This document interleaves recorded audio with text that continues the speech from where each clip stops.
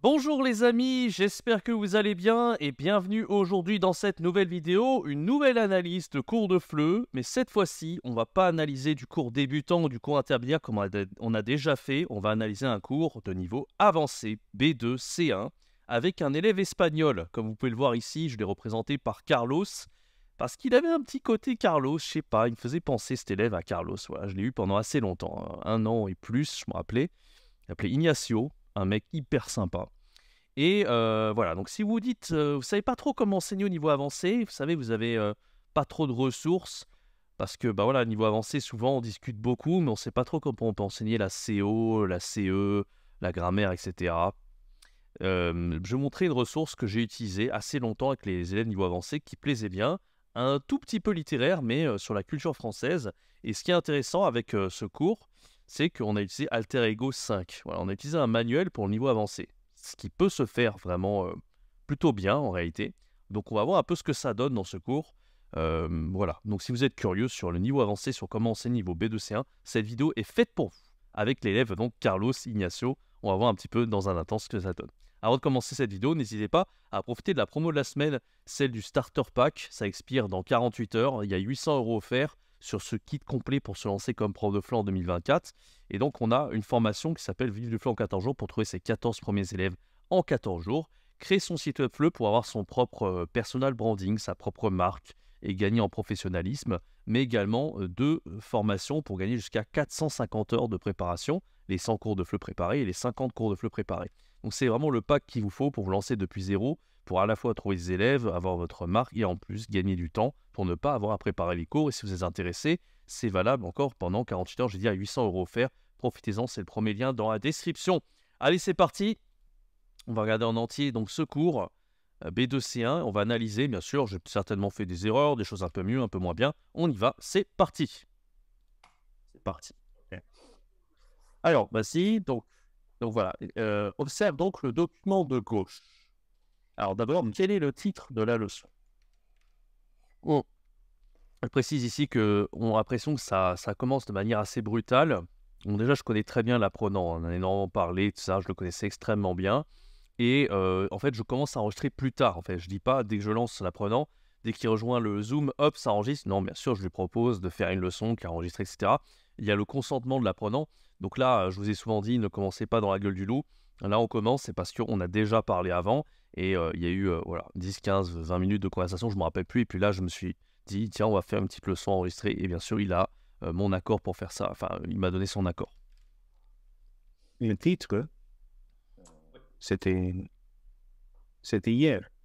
Voilà, c'était hier. Très bien. Alors, on va voir un peu. C'est marrant, voilà. Donc, je lui demande le titre. Voilà, on analyse un document. C'est pas parce qu'il est niveau avancé qu'on va pas commencer à voir un peu.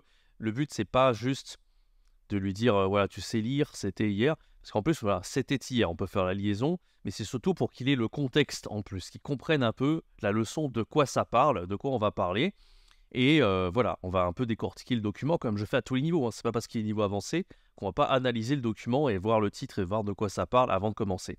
Évidemment, c'est pour ça que quand on fait un cours et qu'on présente un document, si vous n'avez pas l'habitude de présenter le document, c'est bien voilà, d'avoir bien didactisé, d'avoir bien vu avant avec un guide pédagogique de quoi il s'agit. Parce que aujourd'hui, voilà, si vous n'avez pas envie de vous prendre la tête et de faire l'exercice en entier parce que ça prend du temps, il y a deux possibilités. Soit vous utilisez ChatGPT pour bien voir et bien décortiquer le document sans avoir fait l'exercice et comprendre vraiment de quoi il s'agit, ou vous avez un guide pédagogique. Là, en l'occurrence, à l'époque, il n'y avait pas de ChatGPT, j'utilisais ce qu'on appelle un guide pédagogique qui est présent dans tous les manuels et qui permet de comprendre en détail en fait de quoi est composé le document. Et c'est ce que je fais en fait quand j'affiche les réponses dans le PowerPoint. En fait, elles sont dans le guide péda et moi, je les mets juste en PowerPoint pour avoir toutes les animations nécessaires et pour être rassuré en fait quand je fais mon cours. Par rapport à ce titre, c'était hier. D'abord, on va en reparler dans quelques instants. D'abord, est-ce que tu peux me décrire qu'est-ce qu'il y a sur la photo? Je pense que ça, c'est les anciens téléphonistes. Ah, oui, téléphoniste, je dirais. Téléphoniste. Mhm. Donc, les personnes. Oui, parce que tu peux voir. Il y a un truc qu'on m'avait dit il y a longtemps, c'était mon responsable pédagogique. Il disait attendez, soyez pas trop impatient. Si un élève, il est là, il réfléchit. En fait, il réfléchit. Il faut laisser le temps de réfléchir. Des fois, c'est pas grave si vous attendez 1 minute, etc. Parce que l'élève, c'est pas que c'est pas, il réfléchit en fait. Donc là, j'étais peut-être un peu trop impatient en disant, en essayant de parler, il faut laisser le temps à l'élève de réfléchir. Donc ça, c'est vraiment un truc qui vient avec le temps, mais je crois que ça faisait partie de mes défauts d'essayer de parler un peu trop vite. Mais voilà, on continue.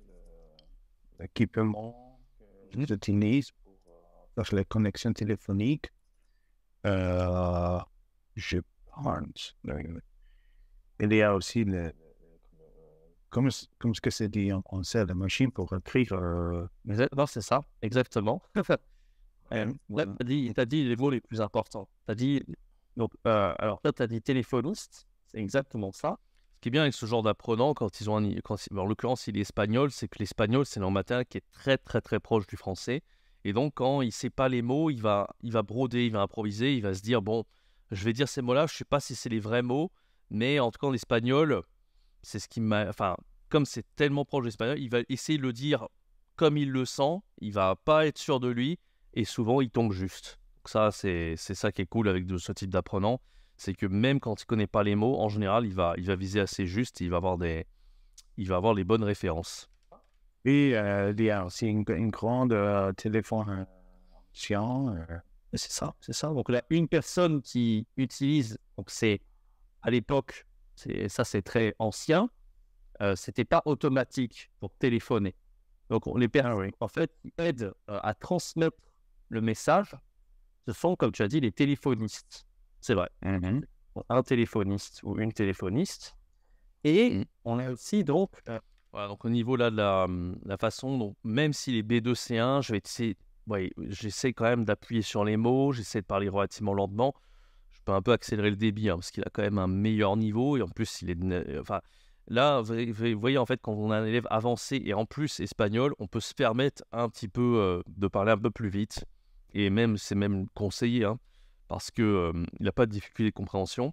Mais j'essaie quand même des mots pas trop compliqués. Voilà, transmettre. Voilà, tous ces mots-là sont proches de l'anglais. Et lui, il parlait parfaitement anglais. Un ingénieur, un architecte, Ignacio, donc vraiment un super apprenant. Et en plus, ben voilà, j'essaie, vous voyez, d'entourer. Voilà, j'utilise tous des outils sur Zoom. J'entoure en rouge. Alors ça, c'est l'outil PowerPoint, l'outil crayon, mais on peut le faire également sur Zoom, c'est pareil. J'entoure le personnage en l'occurrence. Je commence à donner le vocabulaire. Et toujours, quand vous donnez un mot, je le répète, donnez le masculin ou le féminin du mot. Ne donnez pas le mot tout seul. Ça, c'est la plupart des profs débutants. Quand ils font un cours, ils font cette erreur de donner simplement le mot. Toujours préciser, c'est masculin ou féminin. Je le répète, c'est super important. Là, cet appareil ici, c'est, comme tu as dit le bon mot, c'est une machine à écrire. Tout simplement, machine à écrire. Donc là, on peut voir donc des téléphonistes. D'ailleurs, au passage, je dis NM, NF pour dire non. Ben, on sait que c'est un nom, et je peux juste mettre F ou M. Je ne suis pas obligé de mettre N, mais bon. Qui utilise une machine à écrire. Voilà, donc c'est à peu près tout. C'est assez ancien. Tu penses c'est quelle année que tu arrives à peu près à deviner? Peut-être les années 50, 40, 50, quelque chose comme ça. C'est pas loin, c'est vraiment très proche. Mais on va voir dans un instant. Voilà, donc tout ça, de toute façon, j'aurais pas pu l'improviser. Je suis pas le mec le plus cultivé, je suis pas très bon en histoire. Donc c'est juste que je l'ai didactisé. Et au début même, je dis qu'est-ce que c'est que ce document? Est-ce que ça m'intéressait? En fait, finalement, vous voyez, en didactisant des trucs comme ça, en tant que prof, vous apprenez des choses. C'est super intéressant. Et là, en l'occurrence, j'avais appris des choses. Et rien que le fait de revoir cette vidéo, ce sketch, en plus, je me rappelle cette leçon là sur le Telegram de Yves Montand. J'en ai parlé à ma grand-mère parce que c'est un peu sa génération. Elle me dit ah oui, c'était génial, ça, etc. Et elle était assez agréablement surprise que je connaisse en fait ce sketch de Yves Montand de l'époque, etc. Et comme quoi, quand on fait des cours de FLE, on apprend beaucoup de choses aussi en tant que prof. Moi, c'est ce que je vous conseille de faire. C'est simplement aussi de didactiser les choses dont vous n'avez pas l'habitude, même si sur le papier, c'est pas le truc qui vous passionne le plus. Des fois, on a tendance à se réfugier trop sur ce qu'on adore, et des fois, juste didactiser sur des sujets sur lesquels vous n'êtes pas forcément familier, vous apprenez des choses, et ça fait un cours qui est assez riche, assez sympa. L'année exacte. Alors, l'année exacte, c'est dans... ce que je vais le dire. Ouais, allez, je le dis. C'est dans les années 60. Voilà. C'est très proche. Voilà. Photo, on voit donc des personnes, des téléphonistes qui utilisent des machines à écrire. Donc, je l'ai quand même didactisé un peu en mode débutant, mais ça, je me rappelle, c'était un peu une erreur parce que je me rappelle, bon, j'ai eu. Alors, pour la petite anecdote, hein, je vous fais une petite anecdote. Quand j'étais en Chine, j'avais tendance à utiliser ces diaporamas un peu style débutant, comme ça. Et avec tout didactisé, les réponses qui s'affichent, etc. Vraiment comme je fais, j'ai l'habitude de faire avec niveau A0 à 1. Et quand je le faisais à niveau B1, je me rappelle que ça plaisait moyennement aux élèves à partir d'un niveau intermédiaire B1 jusqu'à C2. Parce que, bah voilà, ces élèves-là, en fait, ce qu'ils veulent, c'est quelque chose de très authentique, naturel. Vous voyez que là, ça fait quand même linéaire. J'utilise un PowerPoint, il y a un document, on analyse. Ça fait un cours qui est relativement intéressant, hein, c'est pas le problème. Mais eux, voilà, plus ils avancent en niveau, plus il faut se détacher un peu de la méthode. Et plus on est au contraire au niveau débutant, plus c'est bien de se rattacher à la méthode. Et bon, là, Ignacio, de toute façon, tout lui va, hein. C'était un apprenant qui était super intelligent, super cool. Mais je me rappelle de faire ça, de faire un truc un peu linéaire avec des niveaux plus avancés. Ça avait tendance parfois, ça ne veut pas dire qu'on ne peut pas utiliser un manuel, mais en tout cas essayer d'être un peu plus, donner des réponses un peu plus comme ça, voilà. Alors après, bien sûr, il y a des mots, des façons d'orthographier, du vocabulaire, tout ça, c'est bien de le noter, hein, vous pouvez le noter sur le moment, mais ça ne veut pas dire que vous êtes obligé de tout didactiser à ce niveau-là, vous avez plus de liberté, il faut laisser un peu plus place à l'improvisation à ce niveau-là, selon moi. Le titre, on revient un peu au titre. Qu'est-ce que, pour toi, ça t'évoque? Le titre, c'était hier. C'était hier. Je pense que ça veut dire l'évolution de la télécommunication était très, très vite. C'est rapide. Très rapide. Ouais, quand on fait ça, en général, ce qui est intéressant, c'est que voilà, ça t'évoque déjà un mot un peu compliqué. Comme il est espagnol, il comprend le contexte, etc. Avec un apprenant même niveau B2, C1, s'il avait été sinophone ou asiatique, il aurait peut-être pas compris le mot évoque. Donc ça, c'est intéressant de poser des questions très générales. On est vraiment plus quasiment au niveau C1, avancé C2. Et il y a un truc intéressant, voilà, même à ce niveau-là, c'est les fautes de grammaire. Là, j'aurais pu en profiter pour dire, est-ce que tu connais la différence entre rapide et vite? Et peut-être que je vais le faire après. Donc là, je laisse parler, je ne vais pas le couper, je ne vais pas lui expliquer tout de suite la grammaire. Non, dans un coin, je vais juste, dans un Word ou dans ma tête, hein, si j'ai une bonne mémoire, noter, ah là, il a fait l'erreur entre vite et rapide. Il faudrait que je lui explique la différence, pas sur l'adjectif, sur le verbe et l'adjectif. Sur l'adjectif et l'adverbe, parce que vite, c'est l'adverbe et rapide, c'est l'adjectif. Peut-être que je vais le faire après, on va voir. Très récemment, la technologie utilisée. Ah, ça, c'est un truc important. Ouais. Très récemment, il s'est trompé encore sur l'adverbe, donc peut-être lui expliquer les adverbes en détail, mais ça ne veut pas dire que je vais le couper. Continue à parler, c'est vraiment une fois que tu auras tout dit ce que tu as à dire, quand on a fini, c'est même pas genre il a fini de parler et hop, je le corrige et je lui explique. C'est vraiment, on finit toute notre discussion, moi je me le mets dans un coin où je le note sur un papier, et ensuite, 5-10 minutes après, il faut que je lui explique, 5 minutes après, mais pas essayer de le couper, etc. Ça, c'est une erreur que font les profs de FLE, c'est d'essayer de faire ce qu'on appelle de l'hypercorrection, de toujours essayer de corriger l'apprenant pendant qu'il est en train de parler tout. Non, ça casse le rythme, le délire, et non. On corrige, on donne les règles si l'apprenant ne connaît pas, mais on n'essaie pas de le faire tout de suite et on essaie de le couper dans son speech, dans son élan. C'est pas une bonne chose. Très, très ancien déjà. L'évolution, oui. Donc, l'évolution de la technologie, c'est intéressant parce que, en fait, c'était hier. En fait, il y a deux sens, et c'est assez intéressant en français. En espagnol, je ne sais pas si c'est proche, mais je vais écrire sur Google Doc d'ailleurs. Parce que ça, c'est assez. Oui, si tu pourrais dire le même phrase en espagnol. Je pense que le signifie, c'est égal. En fait, voilà. Donc, dans c'était hier, tu as le sens propre. Le sens. Voilà, ce qui est marrant avec un élève espagnol, en fait, c'est qu'ils ont un super niveau, ils comprennent super bien, ils s'expriment super bien. Mais voilà, c'est en termes de précision à ce niveau-là, c'est-à-dire qu'il ne connaît pas tout à fait les substantifs, la signification. Il commence le mot et il ne connaît pas le substantif en réalité. Récemment, c'est compliqué comme adverbe. Il ne connaît pas. Voilà. En fait, on comprend parfaitement quand il parle, tout ce qu'il dit, même tout est bien, mais tout n'est pas complètement, totalement précis. D'où le niveau B2, C1. Mais c'est quand même super intéressant d'enseigner à ce type d'apprenant. Figuré. Le sens propre, c'est aujourd'hui, tu vois, on est le 9 novembre 2021. Donc voilà, le 9 novembre 2021. Et hier, on était le 8 novembre. Donc ça, c'était hier, c'est le sens propre. Ouais, ouais, ouais. Le sens figuré, c'est quelque chose qui est terminé, c'est fini. C'était hier. Et aujourd'hui, ça n'existe plus. Ouais, ouais. Aujourd'hui, ça n'existe plus. Voilà, donc là, je vais expliquer un concept qui n'est pas simple, encore au niveau avancé, c'est de dire, voilà, c'était hier, bon, bah, c'était hier, aujourd'hui, on était le jour, hier, c'était hier, et c'était hier, bah, ouais, hier, c'était pas juste le jour d'hier, c'était, waouh, il y a 100 ans, le siècle dernier, ça peut être vraiment il y a longtemps. Et ça, c'est pas forcément, si, c'est la même logique en anglais, donc voilà, je pense qu'un apprenant qui est cultivé, voilà, qui connaît, il n'y a aucun problème, mais des fois, il y a des différences culturelles, donc c'est vraiment pour ça. Un apprenant espagnol, a priori, il comprend en direct, en fait.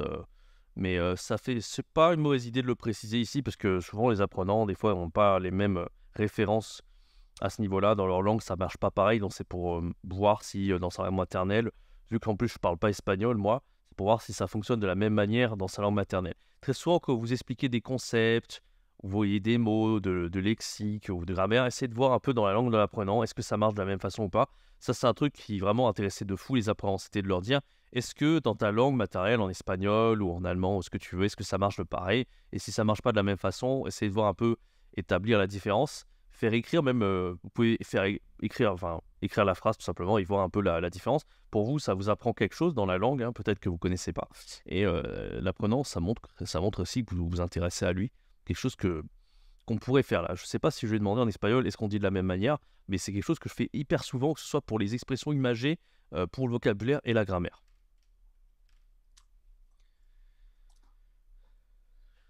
Il y avait une chanson sur le Covid, encore on parle du Covid, mais il y avait des youtubeurs, ils ont dit les paroles comme ça, ils ont dit, Ah oui. si on veut retrouver les sensations d'hier, il faut appliquer les gestes barrières. Les gestes barrières. Alors, les gestes barrières, c'est... Ça, je kiffe, c'est étoffé, ça, c'est sympa. C'est ce que j'avais en plus, parce que là, on était en 2021, on était en plein dedans, et il y avait... donc là, c'était McFly et Carito qui avaient fait une musique là-dessus pour ce qui était un défi du président de la République, Emmanuel Macron, pour dire, voilà, sensibiliser les gens aux gestes barrières, machin. Et leur but, c'était qu'ils devaient avoir 10 millions de vues. Enfin, c'était un défi qui s'était lancé, etc. Puis j'avais écouté la chanson et en fait, les paroles étaient bien pensées et j'avais vu cette phrase-là et du coup, je lui dis parce que j'avais ça en tête. Et voilà, donc le fait d'étoffer, peu importe ce que vous avez en tête, hein, que ça soit bête, là, en l'occurrence, c'est pas super important, mais c'est pas mal parce que du coup, à partir de là, on peut étoffer et donner du vocabulaire. Voilà, geste barrière, est-ce que tu connais? Ah ben on est en plein dans le Covid. Et là, tout de suite, ça va être quelque chose d'actuel. Vous allez éveiller la curiosité tout de suite et éveiller la curiosité de l'apprenant. Moi, c'est ce que je vous conseille de faire. Vous avez un truc en tête. Vous dites pas, ça n'a aucun rapport avec le cours, on s'en fout. Non, non, étoffez, faites ce genre de choses. Et en plus, là, c'est parfaitement adapté au niveau et c'était actuel, etc. Donc, c'est pas inintéressant en réalité. Tu sais, quand on commence, même aujourd'hui, c'est porter le masque, la distance sociale, le gel pour les mains, gel hydroalcoolique. Ça, c'est les gestes, ce sont les gestes barrières. Et tu vois, là, on dit les sensations d'hier. Je sais pas si tu comprends ça. Sensations d'hier. Je pense que ça veut dire oui, il faut. Ah, c'est vraiment pas mal parce que du coup, on est encore dans l'image, on est vraiment sur ce qui est très implicite, ce qui n'est pas dit sur le papier. Donc, c'est vraiment ce qu'on doit voir au niveau C1, C2, enfin, le niveau très avancé. C'est comprendre tous les implicites. Ça fait partie du CECR. Je ne sais pas si vous vous rappelez, sur le CECR, on disait vraiment que le niveau C1, c'était l'apprenant doit comprendre tout ce qui est implicite, ce qui n'est pas dit directement sur le papier, donc tout ce qui est un peu, les métaphores, les choses un peu compliquées comme ça. Et là, on est vraiment en plein dedans. Geste barrière, c'est pareil, c'est l'image, la barrière, le fait qu'on n'ait pas le droit de faire le truc. C'est vraiment du niveau avancé pour le coup. Donc là, un étoffement qui est tout à propos. Et on voit que c'est pas si simple pour Ignacio. Malgré son bon niveau, là, on tape dans quelque chose d'un peu difficile. On lui apprend des choses qui sont pas inutiles. Et en même temps, il y a des mots qui vont être proches de l'espagnol. Par exemple, sensation, je pense que c'est proche en espagnol. Beaucoup de mots qui sont transparents. Geste, je pense qu'il sait, hein, en anglais c'est pareil, gesteuse. Donc il n'est pas complètement perdu. En fait, on va étoffer à partir de mots qu'il connaît. Donc il va quand même comprendre le contexte. Mais là, il s'agit de comprendre des images un peu complexes. Donc c'est pas inintéressant. Et voilà, donc je pense que cet étoffement, il est bien pensé. La boîte, la sensation que... Étoffage, on dit aussi. Étoffage, je crois qu'on dit. Hein. Je dis étoffement, mais étoffage. Exactement. C'est ça, c'est terminé. En façon d'hier, avant, il y avait un autre monde avant la pandémie. Et aujourd'hui, on n'a plus. Et si on veut retrouver ce monde, il faut appliquer les gestes barrières. Donc déjà, ils ont fait une rime entre hier et barrière. Ça fait une petite rime. Et en plus, c'est terminé. Voilà, exactement.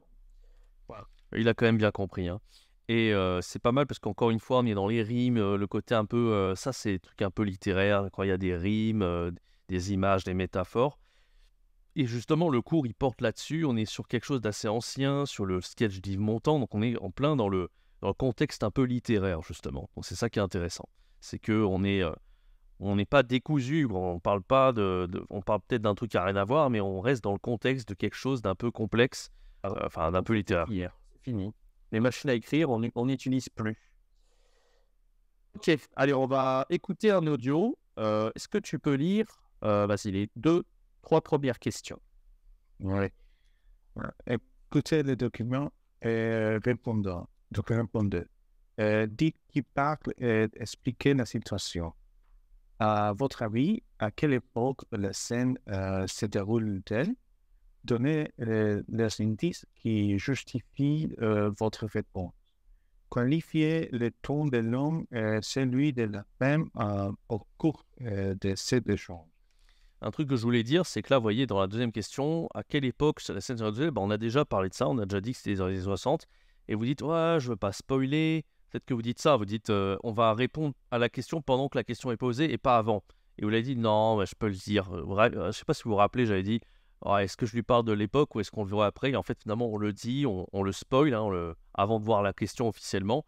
Et ça, je pense vraiment, c'est mieux de le voir même avant que de le voir. Ça montre déjà que on a déjà parlé du contexte en détail, l'apprenant il comprend, et puis ça fait pas de mal de le répéter de toute façon. Mais c'est pas grave en fait de le voir de manière en dehors en fait de la préparation. On le voit avant dans le contexte et après en dehors des questions, parce que de toute façon en fait c'est beaucoup mieux quand c'est comme ça, de manière naturelle, qu'on pose la question à l'apprenant de manière totalement improvisée, plutôt que le voir dans une série de questions et le voir vraiment collé au manuel, etc. Quand on n'est pas toujours en mode on suit le manuel, on sort un petit peu, vous voyez, on parle d'autres choses à côté, etc. C'est ça qui fait que le cours est riche, parce que si on suit strictement le manuel, il n'y a rien autour, c'est pas un vrai cours, vous montrez pas réellement qui vous êtes, votre personnalité, et c'est pas terrible en fait. Il faut quand même que l'apprenant il puisse connecter avec vous. Le manuel, c'est un truc qui rassure, c'est un truc qui donne une ligne directrice, mais après, il faut savoir s'en détacher. Et en particulier à ce niveau avancé, comme je vous l'ai dit, c'est l'inverse au niveau débutant. Au niveau débutant, on aura tendance à suivre le manuel scrupuleusement, sans laisser de place au hasard. Et au contraire, quand là, on est au niveau avancé, on peut se permettre d'aller dans tous les sens, et le cours sera beaucoup plus important. À partir du niveau B1, c'est vraiment selon moi, ce qu'il faut faire, et ce que vous devez faire en priorité. D'accord. Bon, déjà, la 2, on a une petite idée. On en a déjà beaucoup parlé sur l'époque. Mais bon, alors le plus important, c'est question 1, du coup, et question 3. Voilà, concentre-toi un peu là-dessus. On va écouter. C'est un sketch, quelque chose. On va écouter l'audio. C'est parti. OK.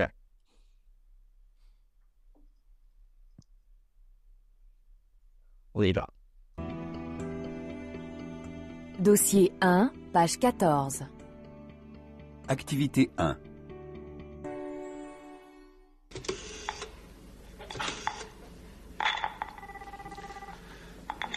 Télégramme téléphoné 351, j'écoute. Mademoiselle, je voudrais passer un télégramme, s'il vous plaît. Pour la France? Oui, pour la France.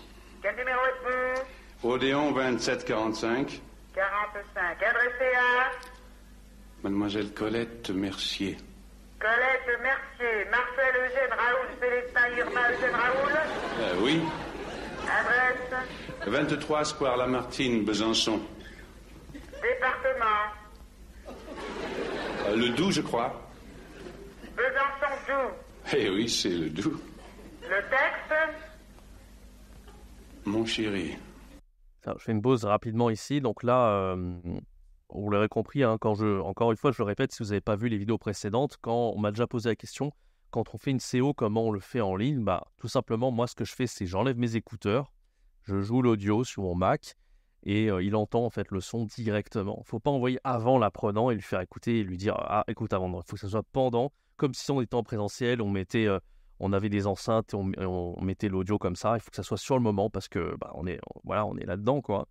Et là, vous voyez à quel point c'est pas facile qu'on est au niveau avancé parce que la qualité du son est moyenne et ça fait partie de la difficulté en réalité. Faut pas se dire qu'il faut l'audio le plus parfait, etc.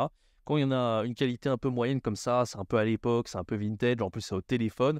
Là, on est vraiment pour le coup dans le niveau avancé, le niveau C1. Et en plus, on verra que c'est un peu littéraire et il faut comprendre tout le contexte, c'est tout un peu un contexte culturel. Mais on voit en fait au non-verbal, c'est ça qui est bien quand on fait un cours très important aussi de voir l'apprenant en vidéo.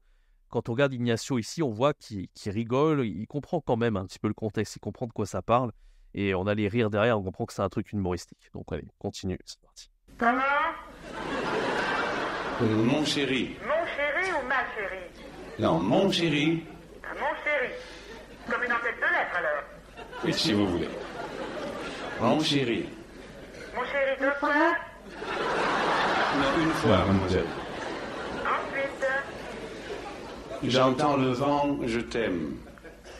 j'entends le vent, je t'aime. Ensuite, La ville est morte depuis que tu es parti, mais la statue est toujours à la même place et je attendez, voulais... attendez, attendez. Je suis parti, mais là, la quoi? La statue. Comme une statue. Oui, comme une statue. La statue est toujours à la même place, c'est ça? Oui, c'est ça, mademoiselle. Eugène Su me regarde, je t'aime. Eugène, comme le melon. Oui, Est-ce que? Su. Comment? Su, Eugène Su. Et plaît. S comme Suzanne, U comme... Ursule. Oui, et E comme Eugène. Su. Oui, mademoiselle, Eugène Su, c'est... Oh, d'accord. Ensuite, ça, Me regarde, je t'aime. je t'aime. Je pense à toi. Je pense à toi. Je t'aime, je t'aime, je t'aime. Je t'aime, je t'aime. Alors, pourquoi je t'aime? Oui. Paul. C'est la signature? Oui, mademoiselle. Je vous relis. Vous êtes le 02745 adressé à Colette Mercier, Marcel Eugène Raoul, Célestin Irma Eugène Raoul. 1, 2, 3 sur la marquise, c'est nos mentions. Mon chéri, j'entends le vent, je t'aime. La ville est morte depuis que tu es parti, mais la statue est toujours à la même place. Le lien dessus me regarde. Je t'aime, je prends la toi, je t'aime, je t'aime, je t'aime, au sol. Ah, le fameux sketch. Alors, d'abord, est-ce que tu peux dire qui parle et expliquer un peu la situation? Oui, je n'ai pas compris de tout. C'est la qualité, c'est pas le mieux, mais... Et c'est fait exprès, je vous l'ai dit. Et voilà, je dis que c'est fait exprès, c'est la difficulté de niveau avancé. Souvent, on fait écouter des trucs. Vous savez, même quand vous passez des tests en anglais, le TOEFL, TOEIC, etc., j'ai jamais fait, j'ai pas essayé ce genre de test, mais j'ai entendu dire que on faisait exprès de mettre des trucs avec des qualités mauvaises, avec des accents un peu bizarres, etc. Ça fait partie de la difficulté au niveau avancé. Donc là, vous savez, le sketch, je peux aussi le trouver sur YouTube. Là c'était l'audio du manuel, mais ça fait partie un peu de la difficulté. Et on voit, il était comme ça, il essayait de bien comprendre l'audio, mais voilà, ça fait partie du truc. Oui, justement. C'est la difficulté. Oui. Mais donc, c'était un homme qui voulait envoyer un télégramme pour sa copine. Elle voulait envoyer un message romantique, un message d'amour, quelque chose. Et c'est très comique, c'est très drôle parce que la téléphoniste qui doit écrire le message, elle enlève tout le romanticisme de la situation. C'est vrai, ça enlève tout le côté romantique Oui. de la situation, exactement. Là, il a bien compris tout ce qui est implicite, en fait, parce qu'il y a la situation en tant que telle, donc ça, c'est pas trop compliqué à son niveau de comprendre. Par contre, le côté, elle est robotique, elle manque d'émotion, etc., c'est un truc qu'il faut arriver à comprendre, mine de rien. savez, il n'y a rien de plus difficile de comprendre l'humour dans une langue. À partir du moment où vous comprenez l'humour, surtout l'humour français, qui n'est pas si simple non plus, surtout cet humour-là de l'époque, c'est là que vous commencez à avoir un super niveau. Et lui, il a quand même relativement bien compris. Donc, on voit vraiment que là, il est dans le niveau avancé, quoi. Il est vraiment au niveau C1, quoi. Mais voilà, ce qu'on dit souvent dans une langue, c'est qu'il faut arriver à comprendre l'humour. Et c'est là que vous voyez les apprenants qui ont un très bon niveau de langue. On va un peu en parler. C'est un peu la situation un peu comique. Donc là, tu as dit, donc c'est un homme. Il envoie donc un message d'amour à sa copine, certainement. Et voilà, donc ça tu l'as bien compris. Comment tu peux... Alors d'abord, on va faire quand même la question 2. À ton avis, donc c'est quelle époque? On avait déjà un peu dit. Oui.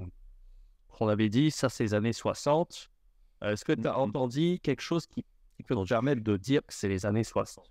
Je bafouille, hein, bien sûr, hein, quand je dis entendu. Dans l'audio... Ouais. Il y a deux gros indices. Il y en a un qui n'est pas évident. Il y en a un que tu m'as dit, en fait. Tu m'as dit... Là, je vais poser une question qui est trop compliquée, parce que c'est un petit détail, c'est au début, etc. Il faut se rappeler, en plus, il faudrait qu'il réécoute une... Je crois que je vais le faire réécouter une deuxième fois, de toute façon, parce que c'est loin d'être évident. La qualité est pas bonne. Donc ça, c'est... Oui, mais bon, ça bon. Bon, je sais pas, j'ai pas compris les détails un peu. Il y a peu de détails.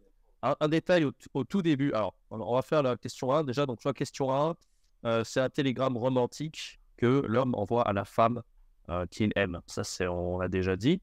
Donc, la question 2, c'est ce qu'il dit au début. C'est au tout début, quand il passe le télégramme. Bon, là, je décide de lui montrer directement la réponse. C'est pas forcément idiot, hein. Je ne vais pas non plus lui faire poireauter 10 ans sur...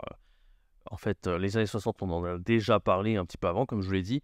Et le détail, c'est Odéon 2745. Mais de toute façon, même s'il avait compris, s'il avait retenu ce détail-là au début, il faut vraiment avoir la culture de se dire que c'était à ce moment-là, Odéon 2745, que c'était l'époque. Enfin voilà, c'est très, très, très peu évident de se dire, ouais, Odéon 2745, ça veut dire que c'est l'époque des années 60, etc. Donc voilà, là-dessus, je ne vais pas lui en tenir rigueur parce que c'est compliqué. On dit Odéon 2745. L'Odéon, donc c'était cette marque en fait des années 60. Ça c'est au tout début quand il décroche au téléphone. C'est un des indices. Voilà, mais après c'est pas évident, c'est vraiment la toute première chose qu'on dit dans l'enregistrement.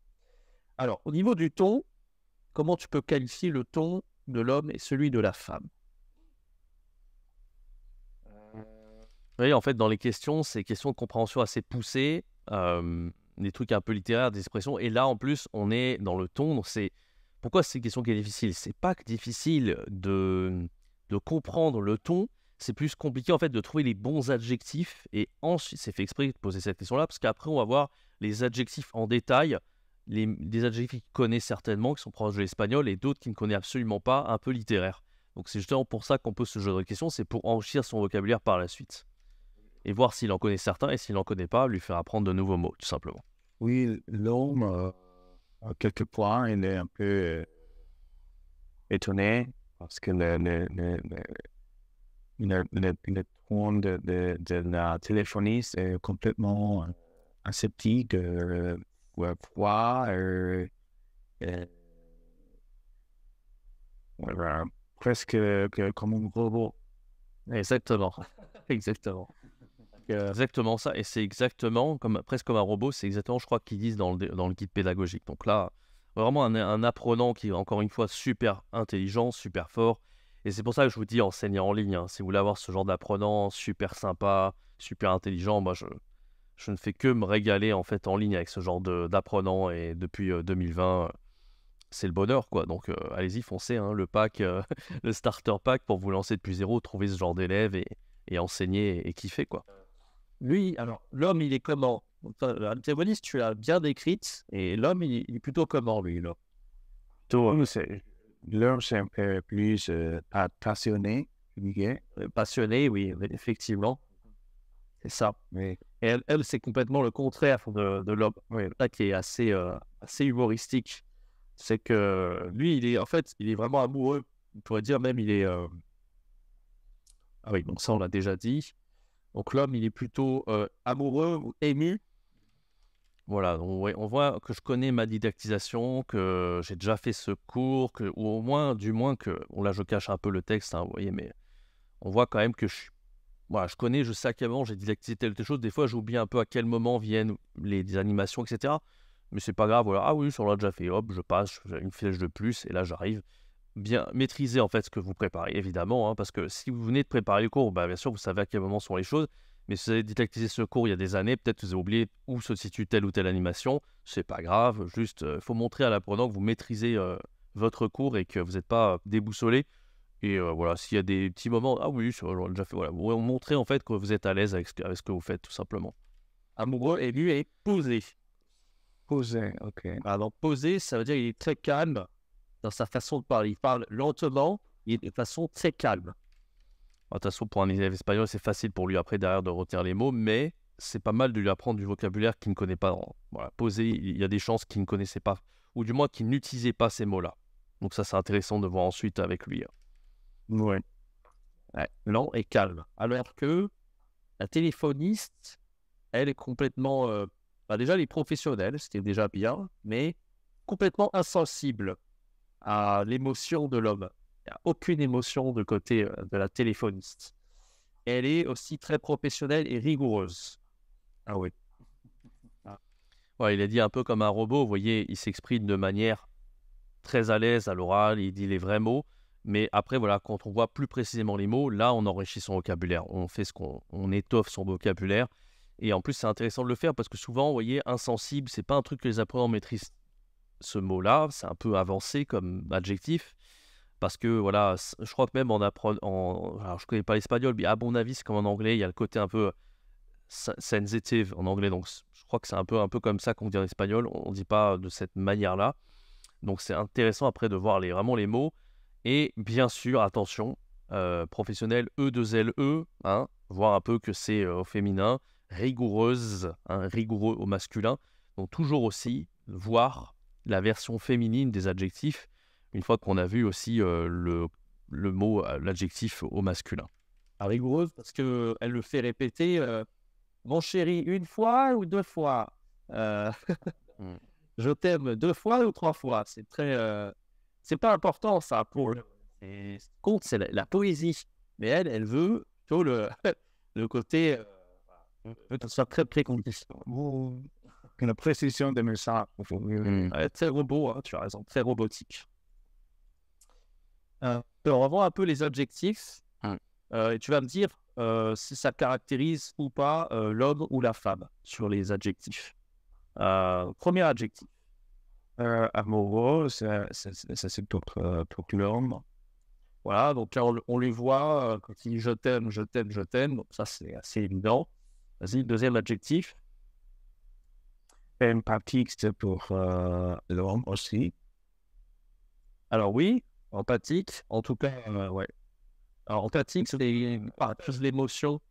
C'est l'émotion. Alors là, ça peut pas être la téléphoniste parce qu'elle n'est pas du tout empathique. Le contraire. Effectivement, plutôt l'homme, mais en réalité, c'est pas vraiment l'homme parce que en fait, ça serait plutôt si la téléphoniste, elle partageait l'émotion, elle serait empathique, mais elle ne partage pas du tout l'émotion.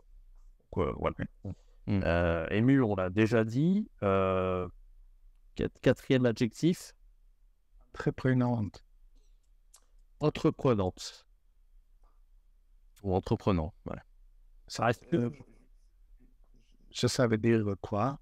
Entreprenant. Ah, il pourrait deviner parce qu'il connaît certainement entrepreneur. Et je devrais lui dire ça. Tu connais un entrepreneur.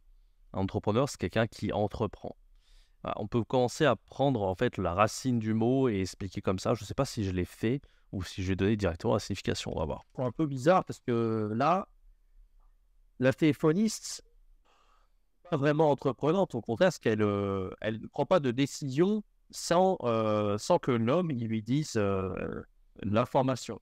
Quand tu es entreprenant, c'est tu prends une décision sans l'avis de personne. Mais elle dit, c'est quoi? Quel département? Ouais, c'est très... Il y a un protocole. Je suis pas sûr, là. Après revisionnage, je suis pas sûr de ce que j'avance ici. parce que elle lui demande, elle a un côté un peu agressif, bon, peut-être, je sais pas. Bien précis. Et entrepreneur, c'est tu prends des décisions sans avoir de directive. Oui, je comprends. Oui, ça c'est comme le mot entrepreneur. Voilà. Voilà, entrepreneur. Et ça, c'est ça que j'aurais dû lui expliquer. Vous voyez, c'est vrai, c'est super intéressant. J'espère que vous appréciez ce genre de vidéo, de revisionner ces cours. Je vous invite à le faire, hein. Si vous faites des cours en ligne, enregistrez-les, analysez-les si vous voulez, mais revoyez un minimum vos cours. Voyez ce que vous faites de bien, pas bien. Là, je suis étonné de ne pas avoir donné le mot entrepreneur. Ça vient de là, hein. Entreprenant, ça vient d'entrepreneur. Et là, lui, ici, il est malin. Sans ce que je lui donne explication, et ben, il comprend très bien. C'est ça. Donc là, c'est pas vraiment ça. Parce qu'elle, elle est plutôt employée. Elle fait, elle répond au directives. Ouais, d'accord. Ok. Elle n'est pas vraiment entreprenante. Ouais. Donc, c'est pas le femme, c'est pas la femme. Autre adjectif. Deux fois au travail, elle dirige un peu. Alors, celle qui mène un peu la barque du truc, employée, bon d'accord, parce qu'elle, c'est son statut, mais elle a quand même, si, elle a tout le côté entreprenante en fait, hein. J'ai dit un peu des bêtises là-dessus, mais bon après oui, mon explication n'était pas non plus idiote, hein, mais moi je pense que c'est la femme qui est entreprenante avec le recul, hein. Excédé. On pourrait dire que l'homme est un peu excédé parce qu'il a dit je t'aime 3 fois. Et là, oui. Elle excédé, alors c'est plutôt énervé dans ce contexte. Et l'homme, il s'énerve un peu à un moment donné. Oui. Alors là, bon, j'explique directement dans le contexte, mais en fait, il faut voir la racine du mot. Excédé, ça vient d'un excès, ça veut dire j'en ai un peu ras-le-bol, etc. Donc, comme entrepreneur, il faut reprendre la racine du mot pour lui expliquer. Ça paraît d'être des mots compliqués, mais quand on prend la racine, on peut assez vite comprendre. Après, des fois, quand on connaît pas, hein. Si c'est transparent avec l'anglais ou avec l'espagnol, ça aide, mais quand c'est complètement différent, il faut vraiment prendre la racine du mot, quoi. Et à quel moment il s'énerve, l'homme? Je ne me rappelle pas. Oui. Alors, quand elle dit épeler, Eugène su, S, U comme épeler, S comme Suzanne, U comme Ursule. Oui, mademoiselle, Eugène su, c'est pas. Vous êtes stupide ou quoi? J'aime bien refaire la scène comme ça. Là, on voit que j'ai refait le cours plusieurs fois parce que, oui, je retiens bien les détails et je refais exactement comme ça s'est passé. Souvent, ça fait rire les apprenants. Là, en l'occurrence, il a entendu qu'une fois. J'ai pas lui demandé de retenir tout ça. C'est normal. Là, c'est une histoire de mémoire. C'est pas une histoire d'incompréhension. Il a très bien compris le dialogue. Et souvent, voilà, vous voyez, les dialogues, quand je les ai écoutés peut-être pas des dizaines de fois. Là, j'avais refait ce cours quelques fois. Je retiens assez rapidement comme ça, en refaisant la voix et tout. Et souvent, ça fait vachement rire les apprenants. C'est toujours assez marrant à voir. Il s'énerve parce que elle le fait beaucoup de répéter des choses. C'est pas important, lui. C'est l'émotion pour lui. Et elle, on s'en fout. C'est pas important, mais. Ouais, on s'en fout. Là, vous voyez, je suis un apprenant et je parle de manière assez familière. Là, je suis plus presque comme si je parlais à un ami français, en fait. Je suis réellement moi-même, on va dire. Et voilà, c'est ça l'avantage d'enseigner à des niveaux avancés, c'est qu'on peut être un peu plus relax, un peu plus naturel, on va dire. Précision, ça. Exactement. Donc là, il est vraiment excédé à ce moment-là. Il est énervé. Autre adjectif. Incompétente. Incompétente. Voilà. La téléphonie, c'est pas incompétent par défaut. On a vu professionnelle, donc ça marche pas trop. Au contraire, elle est compétente. Oui. Et on peut même enlever le IN. Ouais. Rigoureuse et compétente. Insensible.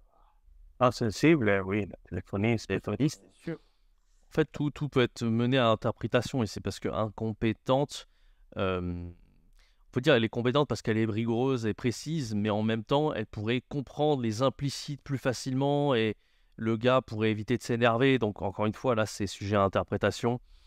Bon, mon explication, pourquoi pas, mais en vrai, si on va au-delà si on va vraiment plus loin dans la compréhension, on pourrait se dire que comme elle comprend pas que le gars, c'est un truc d'amour, et ben, on pourrait se dire qu'elle est incompétente dans ce sens-là, en fait, le fait qu'elle n'ait pas d'émotion.